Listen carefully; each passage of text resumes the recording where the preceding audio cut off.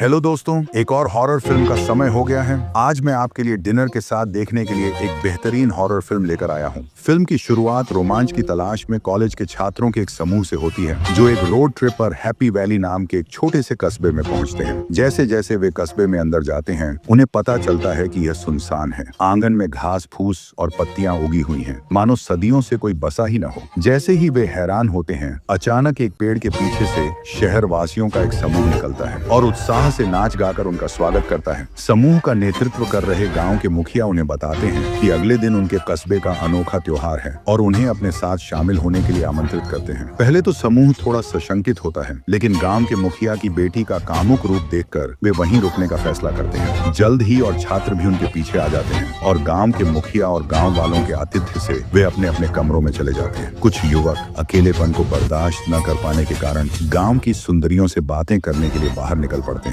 जबकि लाओ हेई और उसकी प्रेमिका अपने कमरे में निजी समय बिताने के लिए रुक जाते हैं। इस बीच एली को थोड़ी चिढ़ हो रही थी, क्योंकि उसे एक जोड़े के साथ कमरा दिया गया था और उसे तीसरा पहिया बनना बिल्कुल पसंद नहीं था। सूट और टाई पहने एक ग्रामीण अंदर आया और तीनों से कहा कि अगर उन्हें कुछ चाहिए तो उसे फोन कर दें। एली जाने का बहाना ढूंढते हुए उस आदमी से उसे टहलने के लिए बाहर ले जाने के लिए कहती है। जाने से पहले वेई ने एली को एक लकी चार्म दिया था। उस खूबसूरत आदमी को अपने सामने देखकर एली के मन में स्नेह की एक झलक सी महसूस हुई। फिर वे एकांत जगह पर गए, थोड़ी देर बातें की और फिर काम पर लग गए। उस आदमी ने अपनी जेब से एक लाल कपड़ा निकाला। एली ने यह सोचकर कि वह रोमांटिक हो रहा है, खुशी खुशी उसे स्वीकार कर लिया। लेकिन जब उसने फिर से आंखें खोली तो अपने हाथ पैर घोड़े की रस्सी से बंधे देखकर वह डर गई।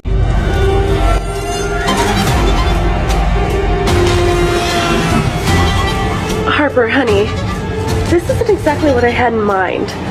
Well, Miss Pussy, it's exactly what I had in mind. Ellie को एहसास हुआ कि कुछ गड़बड़ है और उसने दया की भीख मांगी, लेकिन उस आदमी ने बेरुखी से अपना सिर उठाया।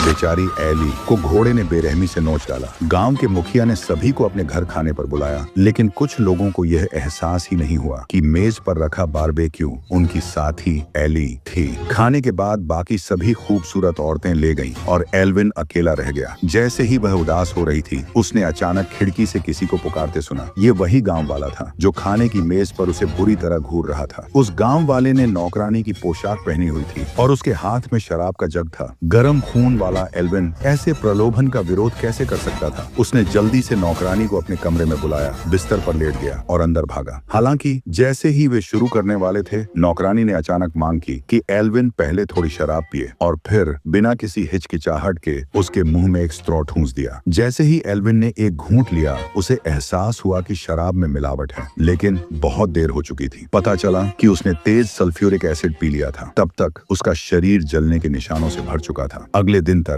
गांव का मुखिया सभी को उत्सव में आमंत्रित करने आया। तब मेई को याद आया कि एली कहाँ गई थी, तो वेई ने सूट पहने आदमी से पूछा। उसने झूठ बोला कि एली नशे में है और अपने घर पर सो रही है। बाकी लोग जानबूझकर मुस्कुराए और इस पर कोई ध्यान नहीं दिया। फिर गांव वालों ने सबको एक उत्सव में शामिल कर लिया। कई गांव वालों ने काली लड़की को एक बड़ी घंटी के नीचे घसीटा। नीचे नाच रहे गांव वाले रुक गए और घंटी के नीचे काली लड़की को देखने लगे। जैसे ही काली लड़की हैरान हुई, कुछ भयानक हुआ। गांव वालों ने खुशी से जयकारे लगाए। पास खड़ा वेई लगभग गुस्से में था। वह जंगल की ओर भागा, लेकिन गांव वालों ने पहले ही कड़ी सुरक्षा कर रखी थी। उसे जल्द ही घसीट कर ले जाया गया। सन मिंग ने उसे मेज से जकड़ लिया। फिर दो औरतों ने वेई के नितंबों पर एक लंबा स्टील का कांटा रखा। रैम्बिट्स बीट्स, किस रैम्बिट्स बीट्स।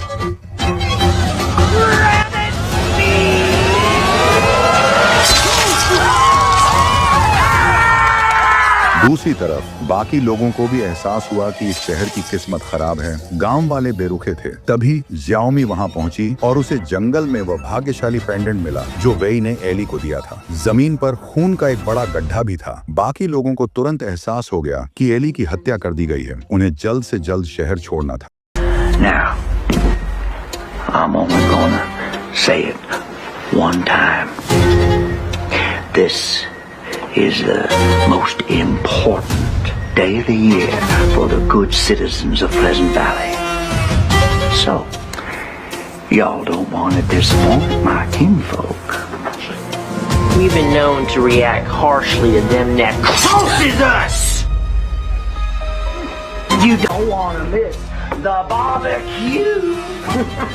लेकिन अभी के लिए उन्हें अनभिज्ञता का नाटक करना था और भागने के मौके का इंतजार करना था। हालांकि उन्हें उम्मीद नहीं थी कि उनकी बातचीत गांव के मुखिया ने साफ सुन ली होगी। शियाओमी एली को ढूंढने एक घर में गई। उसकी हिम्मत बढ़ाने के लिए उसे एक फल काटने वाला चाकू मिला। हालांकि जब उसने अलमारी का दरवाजा खोला तो उसे पसीना आ गया। उसने देखा कि बोतलों में हाथ पैर जैसी चीजें भरी हुई थी। दूसरी तरफ चश्मा पहने आदमी एक अटारी में पहुंचा। दरवाजा खोलते ही उसने देखा कि एक कम कपड़ों में खूबसूरत ग्रामीण अंदर खड़ी है। उसकी खूबसूरती से मोहित होकर वह उस खतरे को बहुत पहले ही भूल चुका था जिसका उसे सामना करना पड़ रहा था। इसी बीच चश्मे वाले आदमी ने उस काली लड़की को जंगल में गहरे भागते देखा। वह उसके पीछे गया और उसे एक चरनी में रेंगते हुए देखा। वह जल्दी से उसके पास गया और पूछा, क्या हुआ था? क्या बकवास है? तुम लोग किस तरह के लोग हो? अब उस रुई के थैले का वजन करो। कोई बात नहीं, तुम सब मुझे पसंद करते हो।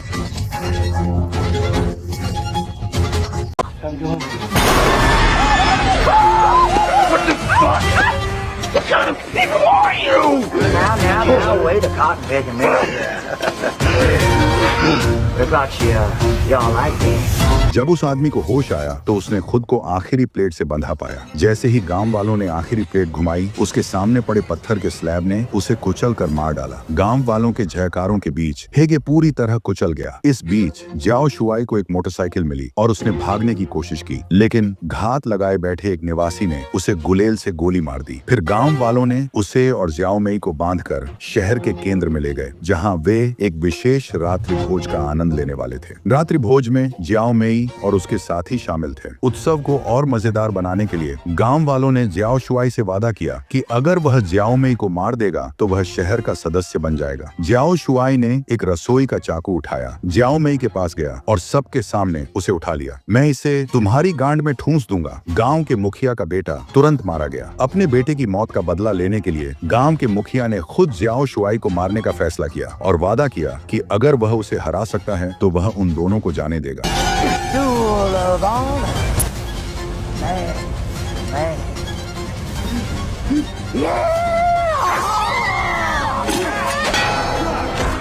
हालांकि उन्हें कभी उम्मीद नहीं थी कि जियाओ शुआई कुछ ही बार में गांव के मुखिया को जमीन पर पटक देगा। सौभाग्य से गांव के मुखिया ने अपना वादा निभाया और जियाओ शुआई व जियाओ मेई को शहर छोड़ने की इजाजत दे दी। लेकिन गांव का मुखिया वाकई इतना शक्तिशाली था। जैसे ही दोनों चुपके से अपने भागने का जश्न मना रहे थे, कुछ भयानक हुआ।